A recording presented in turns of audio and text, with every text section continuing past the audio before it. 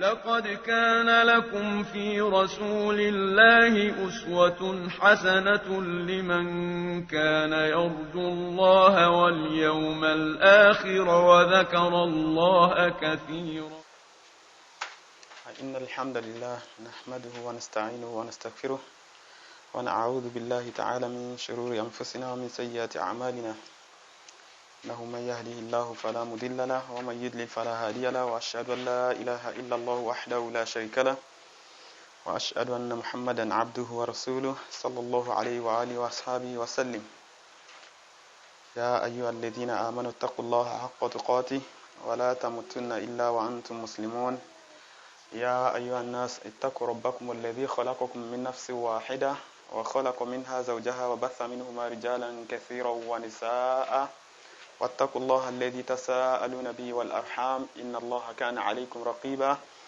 يا أيها الذين آمنوا اتقوا الله وقولوا قولا سديدا يصلح لكم أعمالكم ويغفر لكم ذنوبكم، ومن يطع الله ورسوله فقد فاز فوزا عظيما. وبعد، السلام عليكم ورحمة الله وبركاته. Adá ọpẹ́ fún Ọlọ́run ọba Adẹ́dàá, ọba tí ó jẹ́ pé òun náà ni olùṣọ́ lórí ẹnìkọ̀ọ̀kan wa. Ní èní a tún máa tẹ̀síwájú níbi ẹ̀kọ́ tí à ń kọ́ nípa tírà tí àfáà tí a mọ̀ sí An-Nawawi tí wọ́n kọ lórí ogójì ahadithi Ànábì wa Muhammad sallallahu alayhi wa sallam, léyìí tí a bẹ̀rẹ̀ ní ìjẹ́jọ́. Níjẹ́jọ́ a ṣàlàyé fúnra wa nípa díẹ̀ níwọ̀nba nínú ìgbésí ayé àfáà wa náà tí wọ́n kọ tírà náà, kí Ọlọ́run kó má ṣà bá wa kẹ́ wọn. So bó tẹ̀ jẹ́ pé a gé pẹ́pẹ́pẹ́ torí àsìkò, mọ́ jẹ́ pé ìyẹn ni ó gba àsìkò púpọ̀, ṣùgbọ́n síbẹ̀síbẹ̀ náà Ọlọ́run kádàrá kí a padà lè fi orí rẹ̀ gún ibì kan kó tẹ̀ tó wá di pé a máa tẹ̀síwájú nípa àwọn hadith tí wọ́n mú wá nínú tírà náà. Now, so ní ìjẹ́jọ́ mo rò pé ibi tí a ti dúró òun náà ni nípa ìtàn àfáà náà, àbí nípa ìgbésí ayé àfáà náà, pé tá gan ni ẹni tí a fẹ́ kọ́ nípa tírà wọn yẹn. So lénìí a máa tẹ̀síwájú ń bẹ̀, ṣùgbọ́n kí a tó máa tẹ̀síwájú lórí ọ̀rọ̀ yẹn, màá fẹ́ kí a tún rárá wa létí nípa àwọn nǹkan tí a ti sọ níjẹ̀jọ́ nípa wọn. Mo rò pé kókó kan tó jáde níjẹ̀jọ́ tó ṣe pàtàkì tó sì yẹ kí ẹnì kọ̀ọ̀kan ó dì mú, òun náà ni nípa bí àfáà yìí ṣe jẹ́ ẹni tí máa ń ṣọ́ àsìkò, tó jẹ́ pé wọn ò yí fi àsìkò ṣeré rárá. Bí ṣe wò mọ́, gbogbo àsìkò wọn máa ń lò lórí n tó ṣe pàtàkì tó sì yẹ ni látìgbà tí wọ́n ti wà ní kékeré. Kódà a jẹ́ kó yíra wa níjẹ̀jọ́ yẹn pé ńgbà tí àwọn ọmọ yòókù tán jọ wà lọ́mọ kékeré táwọn bá ń ṣeré káàkiri, so àfáà yìí ò ní máa bá wọn ṣeré, àwọn ó máa lọ síbi nǹkan tí ó máa ṣe wọ́n láǹfààní ni. Bó tẹ̀ jẹ́ pé lásìkò yẹn kò ṣe pé haram ni kéèyàn máa ṣeré káàkiri, àbí lásìkò míì náà níwọ̀n ìgbà tí ò bá ti kọjá ààlà bí tí ṣẹ̀ríà gbé kalẹ̀. So ṣùgbọ́n nípa pé wọ́n fún àwọn nǹkan tó yẹ kéèyàn ó fún ní pàtàkì wọ́n máa ń ṣọ́ àsìkò púpọ̀. So eléyìí náà ló jẹ́ pé lẹ́nu ìwọ̀nba àsìkò tí àfáà yìí lò, wọ́n kó ọ̀pọ̀lọpọ̀ nǹkan jọ. So lénìí ibi tí a ti máa tẹ̀síwájú náà ni pé nípa ìgbésí ayé àfáà yẹn, bí wọ́n ṣe kẹ́kọ̀ọ́ náà. Lára tí àwọn àfáà kọ nípa Imam Nawawi, Yahya bin Sharaf, òun náà ni pé wọ́n jẹ́ ẹnìkan tí Ọlọ́run ní kán ráyé sá. Gbogbo náà la mà nípa tí wọ́n ń pè ní zudu bó tilẹ̀ jẹ́ pé ọ̀dọ̀ àwọn oní Sufi òun lélẹ́yìí ti gbajúmọ̀. So ṣùgbọ́n Sheikh An-Nawawi ọ̀kan nínú àwọn tí wọ́n ráyé sá ni, ọ̀pọ̀lọpọ̀ àwọn àfáà tó kọ nípa wọn náà ni wọ́n kọ eléyìí. So ìráyé sá gangan fúnra rẹ̀ ó lè yàtọ̀ sí nǹkan tí àwọn èèyàn máa ń wò ní ráyé sá, torí pé ńgbà míì téèyàn bá lóun ráyé sá àwọn èèyàn ó kà kún ká máa ṣe bí wèrè, kéèyàn ó wé láwàní tí ó tayọ àlà, kò ní ṣe pé yóò wá tayọ àlà nìkan, yóò ti dọ̀tí tó yẹ pé ó ti rí omi káyìn, èèyàn nífẹ̀ẹ́ lè dúró lẹ́gbẹ̀ẹ́ nìyẹn. Kò tán síbẹ̀, kéèyàn ó kó àwọn tẹ́súbí bíi 100 àbí bíi 150 kéèyàn ó kó sọ́rùn tó jẹ́ pé ọrùn gan tán bá dìílẹ̀ tán bá fẹ́ gbé léèyàn lórí ẹrù ní lọ́tọ̀ ọrùn ó wọ̀yàn, kó jẹ́ pé èèyàn ó kàn dé wájú ta nígbà tó rùn bá mú yóò kàn kọjú sórùn yóò máa wo sánmà, ojú ó máa dami, ojú ó fi di pípọ́n. Àwọn nǹkan yìí òun lọ́pọ̀lọpọ̀ àwọn èèyàn máa ń wò pé òun ni ìráyé sá, but eléyìí kọ́ ni ìráyé sá. So ohun tá ń pè ní zudu gẹ́gẹ́ fúnra rẹ̀ ó bùkátà bíi májẹ̀mú ṣùrùtù bíi 3 táwọn àfáà máa ń ṣàlàyé. Àkọ́kọ́ ni pé kó jẹ́ pé téèyàn fẹ́ ṣe zudu lé lórí yẹn, èèyàn ohun tá ń pè bẹ́ẹ̀ náà ni pé èèyàn ó jìnnà sí àwọn nǹkan kan tó jẹ́ pé nǹkan yẹn ẹ̀tọ́ ni Ọlọ́run ṣe fún yàn, Ọlọ́run ṣe àwọn nǹkan yẹn lẹ́tọ̀ọ́ fún yàn. So kéèyàn wá jìnnà sí torí àwọn nǹkan kan téèyàn rí pé ó lóore ju àwọn nǹkan yìí lọ. So torí pé aslu náà ni pé tó bá jẹ́ pé nǹkan haram ni kéèyàn ó jìnnà sí nǹkan yẹn kò í ṣe zudu, kódà téèyàn bá ṣe tó jẹ́ haram ẹ̀ṣẹ̀ ni fún yàn. So èèyàn jìnnà sí tí ó jẹ́ haram léèyàn lórí, ìyẹn kọ́ ni zudu, but nǹkan yẹn aslu rẹ̀ halal ni fún yàn. So ṣùrùtù ẹ̀kejì ni pé yóò wá jẹ́ pé nǹkan yẹn kò jẹ́ ọ̀kan náà àwọn májẹ̀mú tó jẹ́ ọ̀ranyàn fún ìṣẹ̀mí èèyàn. So tó bá lè jẹ́ ọ̀kan náà àwọn májẹ̀mú tó jẹ́ ọ̀ranyàn fún ìṣẹ̀mí èèyàn, téèyàn bá fi nǹkan yẹn lẹ̀, so yóò máa já sẹ́ṣẹ̀ fún yàn. Fàpẹẹrẹ kéèyàn ó jẹun, kéèyàn wá wò pé ò ní jẹun mọ́ láyé, zudu tó máa ṣe nìyẹn. So oúnjẹ jíjẹ ọ̀ranyàn ni fún ìṣẹ̀mí èèyàn, bó tẹ̀ jẹ́ pé ìjọ ọ̀ranyàn yẹn kò túmọ̀ sí pé ká wá jẹun ká jẹlé agbájé yó, ìyẹn kọ́. Kò túmọ̀ sí pé kéèyàn máa lè ní àṣàjẹ kó jẹ́ pé gbogbo ìgbà téèyàn bá ti rí náà èèyàn ó sáà máa jẹ náà ni, èèyàn wáyé alájẹsù ìyẹn kọ́. Ṣùgbọ́n kéèyàn ó jẹ ní déédéé ìwọ̀nba léyìí tí ó lè gbéyàn dúró, so ọ̀ranyàn ni fún yàn. Náà kéèyàn wá fi oúnjẹ lẹ̀ pátápátá pé ò tiẹ̀ ní jẹ mọ́ rárá, so eléyìí ò ṣe zudu, torí pé oúnjẹ jíjẹ yẹn aslu rẹ̀ gangan fún yàn ọ̀ranyàn ni fún ìṣẹ̀mí èèyàn. So téèyàn bá fi irú nǹkan yìí lẹ̀ ó túmọ̀ sí pé èèyàn ń wá ìpalára fúnra èèyàn nìyẹn. So kéèyàn ó sì wá ìpalára fúnra ẹni, so ẹ̀ṣẹ̀ ni. So nínú àwọn májẹ̀mú tí kéèyàn ó ṣe zudu yẹn tó bùkátà sí náà nìyẹn. So ẹlẹ́ẹ̀kẹta nínú májẹ̀mú yẹn òun náà wá ni pé kó jẹ́ pé nǹkan téèyàn fi lẹ̀ yẹn kò ṣe pé èèyàn ṣe ní haram fúnra èèyàn. Nǹkan yẹn a ti sọ pé halal ni aslu rẹ̀, now but èèyàn wá fi lẹ̀, èèyàn jìnnà sí torí àwọn nǹkan kan, now kò ṣe pé èèyàn wá ṣe nǹkan yẹn ní haram fúnra èèyàn, torí pé ntọ́lọ́run bá ṣe ní halal fún yàn kéèyàn ó ṣe ní haram fúnra èèyàn ẹ̀ṣẹ̀ ni. So ó túmọ̀ sí pé téèyàn ó ṣe zudu nípa rẹ̀ yẹn èèyàn jìnnà sí lóòótọ́, ṣùgbọ́n kò túmọ̀ sí pé èèyàn wá ṣe ní èèwọ̀ fúnra èèyàn. Bóyá bí ilé téèyàn ń gbé nìsín, fàpẹẹrẹ kéèyàn máa gbénu ilé ń tó ṣe pàtàkì tó sì jẹ́ bí ọ̀ranyàn fún ìṣẹ̀mí èèyàn ni, kéèyàn wá wò pé ilé gbígbé èèwọ̀ ni fóun, ńbo ni ó máa wá gbé? Sínú omi ni ó máa wá gbé ni àbórí atẹ́gùn àbíbo? So àwọn nǹkan yìí òun ni tó ń jẹ́ zudu. So àwọn nǹkan tó bá ti ń yàtọ̀ sáwọn nǹkan yìí táwọn èèyàn tó ti ń takò àwọn nǹkan yìí táwọn èèyàn bá ń pè ní zudu, so àwọn èèyàn ń tanra wọn lásán ni, ìtànjẹ lásán nìyẹn, kò ń ṣe yẹn ni ohun tí wọ́n ń pè ní zudu. So nínú àwọn tí àwọn àfáà máa ń ṣàlàyé pé Imamu Nawawi ó jẹ́ ẹnìkan tó ráyé sá lára rẹ̀ ni pé Imamu Nawawi ṣẹni tí ó kàn máa jẹun ní gbogbo ìgbà, kódà èyí tó wọ́pọ̀ nínú jíjẹ rẹ̀ náà ni pé yóò jẹun lẹ́ẹ̀kan lójúmọ́. Gbogbo wa náà la mọ̀, tó pé gbogbo wa náà la wà lọ́wọ́ pé à ń kẹ́kọ̀ọ́ àbíkọ́ àti gba abẹ́pá ìkẹ́kọ̀ọ́ kọjá rí. Tí a bá jẹ́ ẹni tí máa ń jẹun jù, kò ní làákàrè kò ní làákàrè kò túmọ̀ sí pé làákàrè yẹn ò sí ń bẹ but làákàrè yẹn ò ní ṣiṣẹ́ tó pé bí oúnjẹ yẹn náà ni ó wà but ebi gangan máa ń wà nù tí máa ń jẹ́ kí làákàrè gan ó jí tẹ́bi bá pààyàn gbà mí làákàrè yẹn gbogbo àwọn nǹkan téèyàn ò tiẹ̀ mọ̀ pé ó wà nù ọpọlọ yóò máa wá gbogbo àwọn nǹkan téèyàn mọ̀ pé ó wà nù ọpọlọ ìgbà yẹn ní nǹkan yẹn ó máa wá lè yóò máa rántí pé àṣemọ léléyìí àfẹnitọ́kàn rẹ̀ ò bá mọ́ tó bá jẹ́ pé ẹnitọ́kàn rẹ̀ ò wà sẹ́lìm ni yóò ńgbà tí ebi bá ń pa yẹn ìgbà yẹn ni ó máa ronú òròkúrò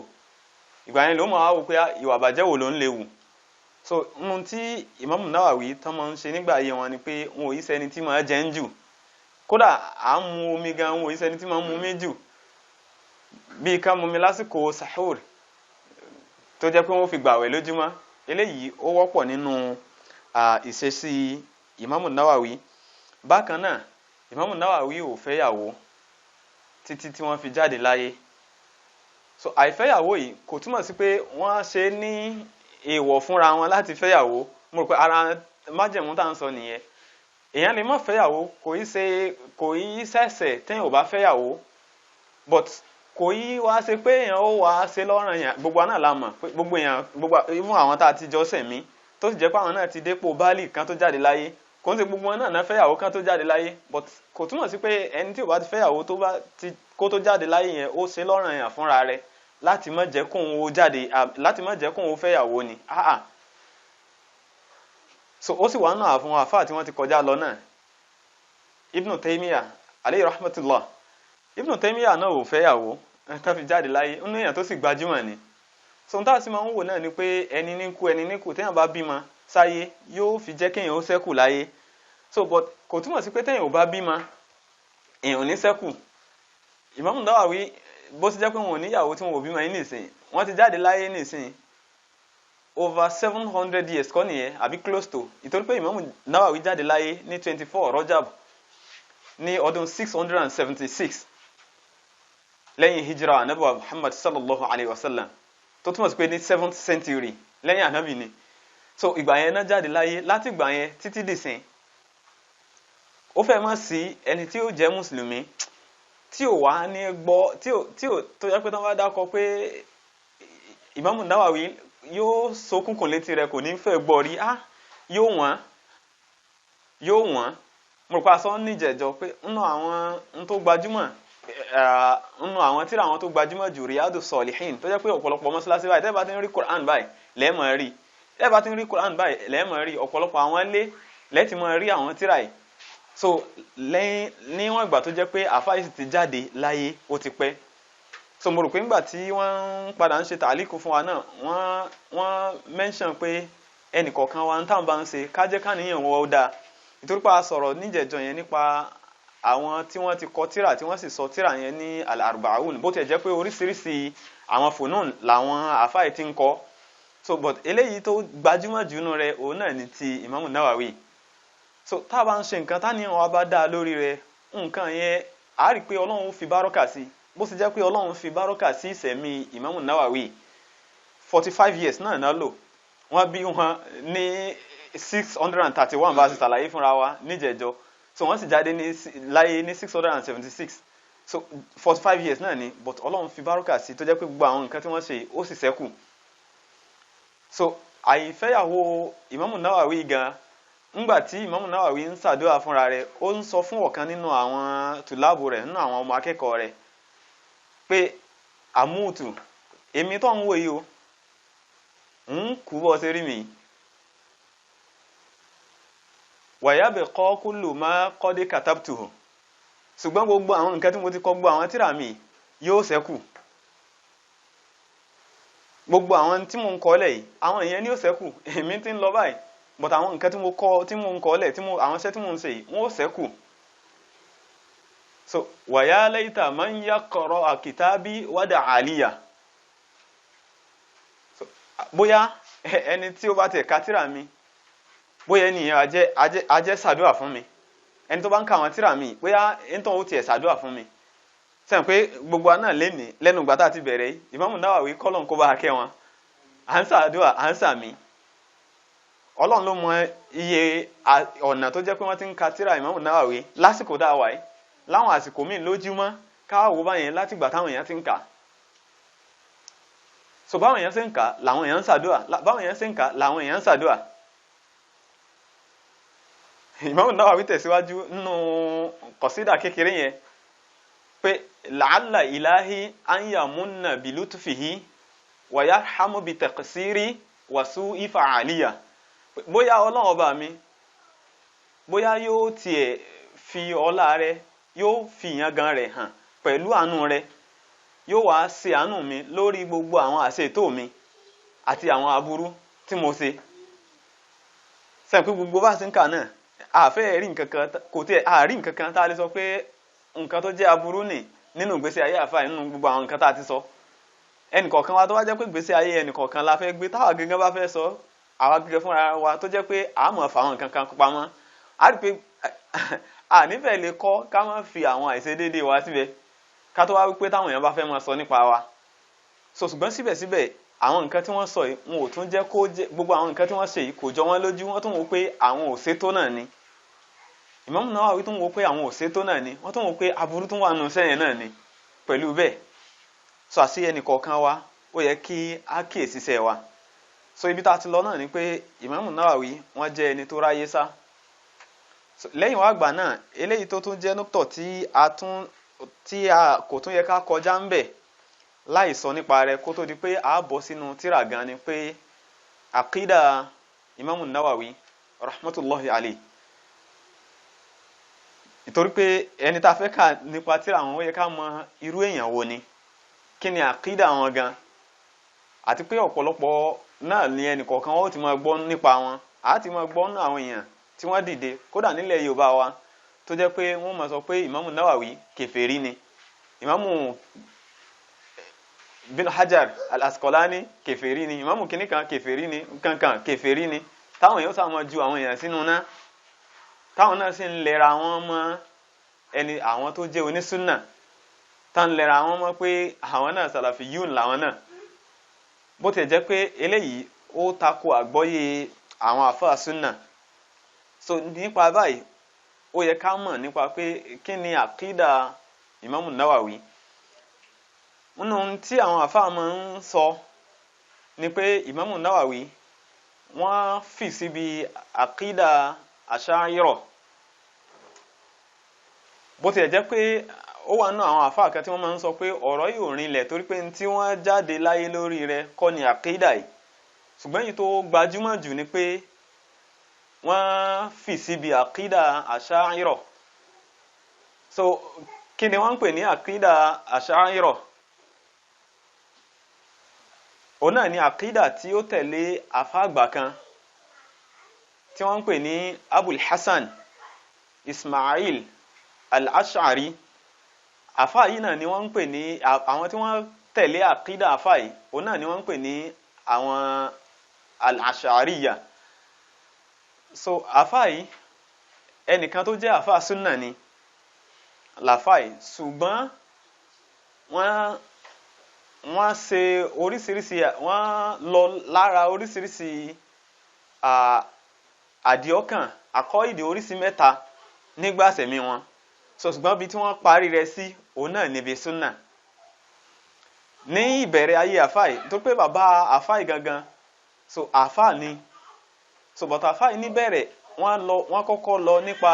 àkídà tí gbogbo wa mọ̀ sí Mu'tazila. Àwọn wo ni Mu'tazila? Nínú tó gbajúmọ̀ jù nínú àkídà àwọn Mu'tazila òun náà ni pé wọ́n ní àdìọ́kàn manzila bayna manzilatayn.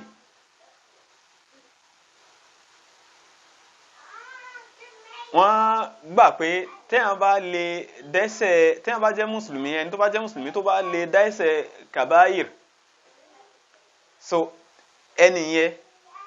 yóò wà láàrin pé ó jẹ́ ìjẹ́ mùsùlùmí àti pé kìí ṣe mùsùlùmí ni, nítorí pé kò ní wọ aljanna.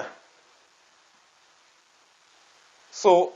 ó túmọ̀ sí pé nínú àkídà wọn ni pé n ti ń jẹ́ ìsìpẹ̀ pé sẹ́mọ̀ pé gbogbo náà la mọ̀ nípa àwọn ahadith tó jẹ́ pé nígbà tó bá jẹ́ ọ̀gbìn alkiyama àwọn kan ó ti kọ́kọ́ wọ náà tánà bí ó sì pẹ̀ fún àti bẹ́ẹ̀ bẹ́ẹ̀ lọ. So wọ́n gbà pé kò sí tó ń jẹ́ báyìí, ẹni tó bá ti lè dẹ́ṣẹ̀ kàbáyìí rí báyìí ó ti kúrò nínú ẹ̀sìn nìyẹn. Lára àkídà àwọn tó gbajúmọ̀ nìyẹn. Lára àkídà àwọn tó gbajúmọ̀ náà ni pé gbogbo àwọn sífàtù Ọlọ́run wọ́n máa ń kọ́, wọ́n máa ń ṣe ìnkárù gbogbo ohun tí ń jẹ́ sífàtù Ọlọ́run. Kódà àwọn tọ́lọ́run ṣàlàyé nínú Quran tẹ́ bá ń sọ fún wọn pé Ọlọ́run ọba bọ̀t Ọlọ́run pera rẹ̀ ní àsẹ̀mí, wọ́n ní lóòótọ́ ni Ọlọ́run pera rẹ̀ ní àsẹ̀mí, bọ̀t Ọlọ́run àsẹ̀mí ò ní bílà sẹ́mì. Ọlọ́run ọba tí ń gbọ́ ni ṣùgbọ́n kò ní gbọ́ràn. So albasir ni bílà basor, ọba tí ń ríran ni ṣùgbọ́n kò ní ìríran. So wọ́n máa reject àwọn sífàtù Ọlọ́run tọ́lọ́run ṣàlàyé àti àwọn tí Ànábì Muhammad sallallahu alayhi wa sallam tó ṣàlàyé. So eléyìí ni àwọn nǹkan tí ó gbajúmọ̀ nípa àkídà wọn tí ó tètè jẹ́ kéèyàn mọ̀ pé eléyìí àkídà Mu'tazila ni. So ńgbà tó tó àsìkò kan àfáà yìí kúrò nínú àkídà yẹn. So lẹ́yìn ìgbà tán kúrò nínú àkídà yẹn wọn wá bọ́ sínú àkídà Ahlus Sunnah yányán lásìkò yẹn náà. Gbogbo àwọn táwọn yẹn máa ń ṣe nípa pé wọ́n ó máa sọ pé ẹni tó bá ti dẹ́ṣẹ̀ kàbáìrí nǹkan kan ìwé inú náà nǹkan wọ́n ti gbá wọn yẹn jùlẹ̀. Ṣùgbọ́n nínú àwọn sífàtù Ọlọ́run, so wọ́n gba àwọn kan wọn ò gba àwọn kan. So wọ́n máa ṣe tàwílù àwọn kan, wọ́n máa yí àlàyé àwọn kan, wọ́n máa yí wọn padà. Bí ìgbà tí wọ́n sọ pé wọ́n reject àwọn sífàtù kọ̀ọ̀kan stylishly àti bẹ́ẹ̀ bẹ́ẹ̀ lọ. So eléyìí òun ló gbajúmọ̀ nínú ohun tí ẹ̀kọ́ tí ọ̀pọ̀lọpọ̀ wa máa ń sábà ń rí kọ́ lágbègbè wa. Kódà àwọn tírà kan wà tó jẹ́ pé a ti kàrí tà nímọ̀ tó jẹ́ pé wọ́n gbé àwọn tírà yẹn kalẹ̀, wọ́n kọ àwọn tírà yẹn lórí àkídà Asha'ira ni. So ibẹ̀ láti máa rí àwọn sífàtì kan tí wọ́n mọ̀ ká àwọn sífà méje kan, sífà ẹyọ kan, sífà mẹ́fà kan tí gbogbo wọn fi ń pé bíi 13 kankan. Láwọn sọ alwajud, alqidam àti walhayat wa muhallafatullahi ta'ala lilhawadith wa qiyamuh. So àti bẹ́ẹ̀ bẹ́ẹ̀ lọ, alwahdaniyya àti àwọn sífàtì yẹn mo rò pé gbogbo náà láti máa rántí àwọn tírà tí àwọn nǹkan yẹn wà tó jẹ́ pé ọ̀pọ̀lọpọ̀ wa ti lọ lára wọn. So nípa àkídà yìí ni. So ìyẹn ló ti jẹ́ pé táwọn àfáà súnnà bá fẹ́ ṣàlàyé tó bá ti jẹ́ pé àwọn tírà bẹ́ẹ̀ wà, nígbà tán bá fẹ́ ṣàlàyé wọ́n ó jẹ́ kó yé wa pé àwọn nǹkan yìí bó ṣe rí nì. So wọ́n gba àwọn tí wọ́n lọ nípa àkídà Asha'ira yẹn, wọ́n gba àwọn sífàtì Ọlọ́run kan, wọ́n gbà pé lódodo àwọn sífàtì Ọlọ́run ni, but táwọn kan bá débẹ̀ so wọ́n ó mọ̀ yìí wọn ní gbà. So àfáà yìí ṣe báyìí, then àwọn èèyàn wá tẹ̀lé wọn lórí àkídà yìí. So àwọn tí wọ́n ń ṣe àkídà yìí àwọn ni wọ́n máa ń pè ní àwọn tí wọ́n jẹ́ oní àkídà Asha'ira. So lẹ́yìn ìgbà yẹn kó tó wá di pé àfáà yẹn kúrò láyé, káwọn gbàgbé orúkọ àfáà yẹn, kí la pè orúkọ wọn? Abul Hasan bin Ismail al-Ash'ari olórúkọ wọn. So àfáà yìí wọ́n wá kúrò nínú àkídà yẹn náà. So wọ́n fi àkídà Asha'ira yẹn náà sílẹ̀. So wọ́n dẹ̀ jẹ́ pé lẹ́yìn àwọn èèyàn kú ń bẹ̀. So n tó jẹ́ yẹn orí tó kọ́ àwọn àfáà kan máa ń sọ pé no orí àkídà yìí náà sì ni wọ́n wà, but àfáà yẹn kọ tírà kan nígbà tán ti kúrò nínú àkídà yẹn gangan. Wọ́n pè ní al-Ibana an usuli diyana, al-Ibana an usuli diyana, ó ní àfáà yẹn pé orúkọ tírà yẹn. So ibẹ̀ làfáà yẹn ti ń sọ ọ̀rọ̀ pé qawluna alladhi naqulu bihi wa diyanatuna allati nadinu biha at-tamassuk bi kitabillahi ta'ala wa bi sunnati nabi wa bil aqwal as-sa'adatu sahaba wa tabi'ina lahum. Tó jẹ́ gbólóhùn tiwa àti ẹ̀sìn tiwa, gbólóhùn wa tá máa sọ tá ń sìn sọ àti ẹ̀sìn wa tá ń ṣe, òun náà ni at-tamassuk pẹ̀lú kitabullah, pẹ̀lú tírà Ọlọ́run. Pé àwọn tọ́lọ́run bá ti sọ lórí tọ́lọ́run bá sọ, tọ́lọ́run bá ti dúró ibẹ̀ làwa náà ti dúró, tọ́lọ́run bá sọ là á sọ. Ntànàbí wa Muhammad sallallahu alayhi wa sallam ntànàbí bá sọ làwa náà ó sọ.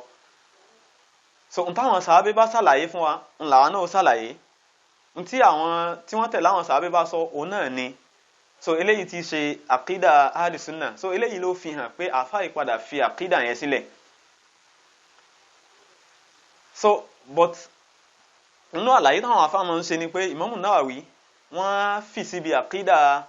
àṣàírọ̀ yìí. Kódà àwọn àfáà máa ń ṣàlàyé pé téèyàn bá ka sharhu Sahihu Muslim wọn níbi àwọn ahadith tó ń ṣàlàyé nípa àwọn sifati Ọlọ́run pé èèyàn máa rí àwọn àsáàrù tó jọ ọ̀rọ̀ pé wọ́n fi síbi àkídà àṣàírọ̀ yẹn níbẹ̀. So ṣùgbọ́n eléyìí kò yọ àfáà tí à ń sọ nípa àwọn Imam Nawawi kò yọ wọ́n kúrò nínú àfáà alùsùnà. Kódà kò sí àfáà onísùnà kan tó jẹ́ onísùnà lódodo yàtọ̀ sí àwọn tó jẹ́ khawarij tí ó wà ní Imam Nawawi kì í ṣe àfáà sunna. So n táwọn àfáà máa ń karú rẹ̀ sí náà ni pé gbogbo èèyàn pátápátá kò sẹ́ni tó bá tiẹ̀ jẹ́ pé lódodo orí àkídà yìí náà ni wọ́n wà. Gbogbo èèyàn pátápátá kò sẹ́ni tí ò ní àṣìṣe. So n tí wọ́n máa fi ń gbé ìdájọ́ èèyàn lórí pé òkè ibo lẹ́nìyẹn wà ní pé èwo ló pọ̀ jù nínú tẹ́nìyẹn ṣe, àṣìṣe yẹn ló pọ̀ ni àbí èyí tẹ́nìyẹn ṣe right ló pọ̀. Bí ìgbà téèyàn tán fẹ́ mọ àfáà náà ni ẹ wá fẹ́ mọ̀ èèyàn láàfáà ẹni tó jẹ́ pé lọ́pọ̀lọpọ̀ gbà ló jẹ́ pé n tó máa ń sọ ó máa ń wà níbàámu pẹ̀lú Ọlọ́run ọ̀rọ̀ Ọlọ́run ó máa ń wà níbàámu pẹ̀lú ọ̀rọ̀ Ànábì Muhammad sallallahu alayhi wa sallam. So òun náà lẹni téèyàn sọ pé àfáà ni but ẹni tó bá jẹ́ pé lọ́pọ̀lọpọ̀ gbà ń máa ń takò tọlọ́run takò tànábì ni then kò í sàfáà mọ́ nìyẹn. So tírú eléyìí bá ṣẹlẹ̀ mistake lásán ni tí ò tiẹ̀ tó nǹkan nínú iṣẹ́ tí àfáà yìí ṣe. So táwọn àfáà máa ń sọ náà ni pé téèyàn bá ti dérú bí tí ọ̀rọ̀ bí àkídà báyìí bá ti ń hàn bóyá nínú àwọn àlàyé àwọn ahadith tó fẹ́ jọ bẹ́ẹ̀. So bí ọ̀rọ̀ Imam Malik náà ni ọ̀rọ̀ tí wọ́n bá sọ ń bẹ̀ tí ò bá ti bá ń tó jẹ́ súnà mu èèyàn ó gbé sọ́dọ̀ wọn padà ni pé eléyìí àní tẹ̀lé eléyìí tó jẹ́ súnà yẹn òun là á tẹ̀lé èyí tí ṣe súnà àní tẹ̀lé.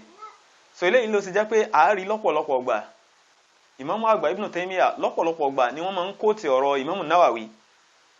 Lọ́pọ̀lọpọ̀ gbà láàrí bí Ibn Hajar tí wọ́n máa ń kóòtì ọ̀rọ̀ Imam Nawawi. Hatta Imam Ibn Kathir alayhi rahmatullah ńgbà tí wọ́n ń kọ tírà àwọn al-Bidaya wa Nihaya wọ́n kọ nípa Imam Nawawi. So ọ̀pọ̀lọpọ̀ àwọn àfáà náà ni wọ́n kọ nípa wọn tí wọ́n sì ṣàlàyé nípa bí àfáà yìí bí Ọlọ́run ṣe pọ́n wọn lé. So mo rò pé eléyìí ó jẹ́ díẹ̀ nípa ìtàn Imam Nawawi. Gẹ́gẹ́ bí mo ṣe sọ síwájú Imam Nawawi fi ayé sílẹ̀ ní ọjọ́ 24 oṣù Rajab ọdún 646 lẹ́yìn hijra Ànábì Muhammad sallallahu alayhi wa sallam láti Makkah lọ sí Madina. Lẹ́yìn tó sì jẹ́ pé láwọn àsìkò yìí wọ́n kọ ọ̀pọ̀lọpọ̀ tírà. Mo rò pé a ti sọ nípa àwọn tírà tí wọ́n kọ ní ìjẹjọ nípa díẹ̀ nínú àwọn tírà tí wọ́n kọ yẹn níjẹjọ. So lẹ́yìn tó jẹ́ pé àwọn sẹ́yìn yẹn téèyàn bá fẹ́ jókòó lẹ́ni pé èèyàn máa ṣerú rẹ̀ kò yí ṣe nǹkan kékeré. So èèyàn sì rí pé àwọn nǹkan yìí náà àwọn iṣẹ́ tí wọ́n ṣe lẹ́nu àsìkò yìí bí ọdún 12 ta ní òun náà ni wọ́n fi kọ gbogbo àwọn tírà yẹn náà. A rí pé kò ní rọrùn fún yàn kí èèyàn ó sọ pé òun fẹ́ fẹ́yàwó tó sì ń ṣe gbogbo àwọn iṣẹ́ yẹn náà yóò fẹ́ nira. Àwọn iṣẹ́ yẹn gan kò tiẹ̀ nífẹ̀ẹ́ jẹ́ ìwọ̀n rántí pé ọ̀rọ̀ pé àbí àfẹ́yàwó àbá àfẹ́yàwó ló kù. Ṣùgbọ́n eléyìí kò túmọ̀ sí pé kí ẹnìkọ̀ọ̀kan wa náà ká wò pé n tó wá kù náà ni pé ànífẹ́yàwó mọ́ àbí bákan àfẹ́yàwó. Ṣùgbọ́n àátúnṣe àrínú àwọn àfáà náà tó jẹ́ pé wọ́n ṣiṣẹ́ kódà àwọn sàhábì Ànábì Muhammad sallallahu alayhi wa sallam wọ́n kú fẹ́yàwó. Mo rò pé a ti ṣàlàyé fúnra wa rí nípa Anas bin Malik radiyallahu anhu. Anas bí ọmọ tó lé ní 100. So nínú wa kẹ́nìkọ̀ọ̀kan wa náà ká gbìyànjú kò í ṣe ń tẹ́nìkọ̀ọ̀kan ọ̀kan náà àwọn brothers ń rẹ́rìn pé ọmọ tó lé ní 100 àwọn náà lè bí tó bẹ̀. Ọlọ́run náà sì ni ó ṣètò kó má jẹ́ pé à ń páyà òṣì òun láti wá wò pé ọmọ 100 bó lè yóò ṣe wallahu ta'ala a'lam. So kó tó di pé a bẹ̀rẹ̀ sí wọnú àwọn àhádìsì àfáà náà lára àwọn nǹkan díẹ̀ tó yẹ ká sọ nínú muqaddima Imam Nawawi gẹ́gẹ́ fúnra rẹ̀ mo rò pé a sọ díẹ̀ níjẹ̀jọ́ náà ni pé àwọn àhádìsì tí wọ́n máa mú wá níbí àmọ́ rí pé wọ́n ṣe taqsiru sanadu àwọn àhádìsì yẹn so kó má jẹ́ pé ńgbà tí a bá ń kà tí a bá kàn gbọ́ pé an amiril mu'minin so ó túmọ̀ sí pé Imamu Nawawi gba hadith látọ̀dọ̀ amirul mu'minin ni kò túmọ̀ síbẹ̀ wọ́n ń ṣe tẹ̀ksíru sanad yẹn ni kó má torí pé n tó jẹ́ àdìsọ́kàn wọn gan ni pé láti jẹ́ kí a rí fáídà nínú àwọn àhádìsì léyìí tó sọ̀rọ̀ mọ́ ìpìlẹ̀ ẹ̀sìn gẹ́gẹ́ bí a ṣe ní òun gan ni orúkọ tí wọ́n sọ tírà yẹn aslan so wọn ò ní máa dárúkọ pé látọ̀dọ̀ ẹni báyìí sọ́dọ̀ ẹni báyìí látọ̀dọ̀ ẹni báyìí sọ́dọ̀ ẹni báyìí lọ́pọ̀lọpọ̀ gbà á rí pé wọn ó dárúkọ sàábé tó wà nínú hadisi yẹn eléyìí ò túmọ̀ sí pé Imamu Nawawi wọ́n gba hadisi yẹn directly lọ́dọ̀ sàábé yẹn ni ṣùgbọ́n wọ́n ń ṣe àtàkìsírò àwọn sánàdì yẹn ni kí Ọlọ́run kó má ṣà fún wa ní àgbọ́yé hadisi náà so hadisi alákọ̀ọ́kọ́ tí wọ́n mú wa nínú tírà yẹn òun náà ni hadithu al-a'mal bin-niyyat ṣùgbọ́n síwájú kí n tó tún bọ́ sínú eléyìí náà lọ́pọ̀lọpọ̀ nǹkan tí àwọn àfáà máa ń ṣe ni pé àwọn àfáà tí wọ́n bá fẹ́ lọ nípa ẹ̀kọ́ hadith so ìtorí pọ̀pọ̀lọpọ̀ wọ́n máa ń há àwọn hadith yẹn sórí náà ni ẹnìkan nínú àwọn àfáà nílẹ̀ Yorùbá wọ́n ń sọ pé wọ́n ní Imamu Buhari pé wá há iye hadith kan sórí pé tí èèyàn kọ́ ni bó ni ó ṣe há iye hadith yẹn sórí ẹ wá ní Imamu Bukhari ẹ wá ní kinní kan nígbà tá à ń sọ̀rọ̀ níjẹ̀jọ ìyàtọ̀ tó wà láàrin ọkùnrin àti akọ nìyẹn ìyàtọ̀ tó wà láàrin ọkùnrin àti akọ nìyẹn ọ̀tọ̀ ni kéèyàn ó jẹ́ ọkùnrin ọ̀tọ̀ ni kéèyàn kàn jẹ́ akọ èèyàn lásán tó kàn jẹ́ èèyàn lásán lẹ́wàá fi wé àwọn tó jẹ́ pé èèyàn àwọn tí ọpọlọ wọn mú tọpọlọ yẹn mú kọjá sọ́rí so tí wọ́n bá fẹ́ bẹ̀rẹ̀ lọ́pọ̀lọpọ̀ gbà nígbà tí wọ́n bá fẹ́ bẹ̀rẹ̀ sí ní máa há hadith ọ̀pọ̀lọpọ̀ wọn ń bẹ̀rẹ̀ láti bí al-arba'una nawawi wọ́n kọ́kọ́ há 40 hadith yìí lẹ́yìn ìgbà yẹn àwọn èèyàn bọ́ síbi umdatul ahkam lẹ́yìn ìgbà yẹn wọ́n bọ́ síbi bóyá ẹni tó bá fẹ́ lọ nípa hadith tíra àwọn hadith tó wà nínú tíra Imam wa Ibn Hajar al-Asqalani Bulugul Maram àti bẹ́ẹ̀ bẹ́ẹ̀ lọ àwọn èèyàn wọ́n máa hà lọ bẹ́ẹ̀ so tá a bá tiẹ̀ wá lè pọ́n kókó ẹnì kọ̀ọ̀kan wa náà ó yẹ ká lè pọ́n báyìí tá a bá lè pọ́n kókó ó yẹ ká lè pọ́n báyìí àwọn àdìsí 40 tó wà nù rẹ̀ tá a ti ṣàlàyé pé kò í so 40 gan ni so ó yẹ kẹ́nì kọ̀ọ̀kan wa náà ó lè gbìyànjú kó tẹ̀ jẹ́ pé àwọn yìí à á lè há àwọn yìí sórí bó tẹ̀ jẹ́ pé àdìsí tí àwọn èèyàn máa ń sọ nípa pé ẹni tó bá há 40 àdìsí àbí kíní kan ọ̀rọ̀ àwọn àfáà pọ̀ lórí rẹ̀ bọ̀tì yẹn kọ́ ni àkókò tí a wà níjókòó yìí fún so bọ̀tì gba ni níyànjú fún ẹnì kọ̀ọ̀kan wa náà ni pé ó yẹ ká gbìyànjú ká lè há àwọn àhádìsì sórí kó jẹ́ pé bàbá ṣe ń lọ èyí tí ó mọ súnmọ́ jù náà ni pé àní fẹ́ máa kọjá bóyá ẹyọ kan méjì lójúmọ́ so láàrin ijọ́ mẹ́jọ yẹn ó yẹ kẹ́nì kọ̀ọ̀kan wa náà ká lè há àwọn àhádìsì bó tẹ̀ jẹ́ pọ̀pọ̀lọpọ̀ wọn gan sánàdù wọn gan ò ní sí ń bẹ ju pé a kàn rí sàhábì àdìsì yẹn a sì rí àwọn àfáà tí wọ́n gba hadith yẹn wá so yẹ kẹ́nì kọ̀ọ̀kan wa náà ká lè gbìyànjú ká lè há àwọn hadith yìí tá a bá lè tọ́nà bá ní kó rọrùn fún wa nígbà tá a bá ha tán a tún lè wo pé àwa náà lè tẹ̀síwájú àwọn náà sì tún bọ́ síbi umdatul ahkam a sì tún máa lọ bẹ́ẹ̀ gbàtà bá fi mọ̀ àwa náà ti di ẹni tí ó ń nímọ̀ nípa hadith náà nìyẹn díẹ̀díẹ̀ kí Ọlọ́run kó ṣe ní ìrọ̀rùn fún ẹnì kọ̀ọ̀kan wa so hadith alákọ̀ọ́kọ́ tí wọ́n bẹ̀rẹ̀ pẹ̀lú òun náà ni hadithu al-a'mal bin-niyyat so ọ̀pọ̀lọpọ̀ àwọn àfáà ni wọ́n máa ń sábà ń bẹ̀rẹ̀ tírà wọn pẹ̀lú hadisi ọ̀pọ̀lọpọ̀ àwọn àfáà súnà ló jẹ́ pé ńgbà tán bá fẹ́ bẹ̀rẹ̀ tírà wọn hadisi náà ni wọ́n fi bẹ̀rẹ̀ kódà Imamu al-Bukhari ńgbà táwọn náà bẹ̀rẹ̀ wọ́n fi hadisi náà ni wọ́n fi bẹ̀rẹ̀ so ó ń bẹ́nu àwọn àfáà tó ń sọ pé téèyàn bá fẹ́ máa fi àdìsí sínú àwọn àbúwábù fíkì pé èèyàn ó fi àdìsí yóò lọ pẹ̀lú bíi 70 nínú àwọn àbúwábù fíkì pé àgbé bábù eléyìí kalẹ̀ báyìí àdìsí yóò lọ ń bẹ àgbé bábù eléyìí kalẹ̀ àdìsí al-a'mal bin-niyyat yóò lọ ń bẹ àgbé bábù eléyìí kalẹ̀ àdìsí yóò lọ ń bẹ so ó túmọ̀ sí pé àdìsí tó gbajúmọ̀ ní púpọ̀ ó wà nù àwọn àfáà tí wọ́n ń sọ pé àdìsí gangan fúnra rẹ̀ so ìdá kan nù ìdá mẹ́ta ẹ̀sìn ni pé tá a bá pín ẹ̀sìn gangan fúnra rẹ̀ tá a bá pín sí ìdá mẹ́ta so hadith yìí kó ìdá kan nínú ìdá mẹ́ta yẹn bó tẹ̀ jẹ́ pé náà àwọn àfáà wọ́n tún ṣàlàyé pé àwọn ìdá méjì tó kù hadith kan náà òun náà kó dá kan hadith kan náà kó dá kan ṣùgbọ́n eléyìí tí àwọn ń bẹ yìí òun náà jẹ́ ìdá kan nínú ìdá mẹ́ta tí àwọn àfáà ṣe àlàyé so hadith náà òun náà ni hadith tí wọ́n gbà wá láti ọ̀dọ̀ amiril mu'minin abi hafsin umar bin al-khattab radiyallahu an tí ó ń sọ pé qala sami'tu rasulallahi sallallahu alayhi wa sallam yaqul innamal a'malu binniyat wa innama likulli imri'in ma nawa faman kanat hijratuhu ila allahi wa rasulihi fa hijratuhu ila allahi wa rasulihi wa man kanat hijratuhu lidunya yusibuha aw imra'ati yankihuha fa hijratuhu ila ma hajara ilayhi رواه البخاري ومسلم. لقد كان لكم في رسول الله أسوة حسنة لمن كان يرجو الله واليوم الآخر وذكر الله كثيرا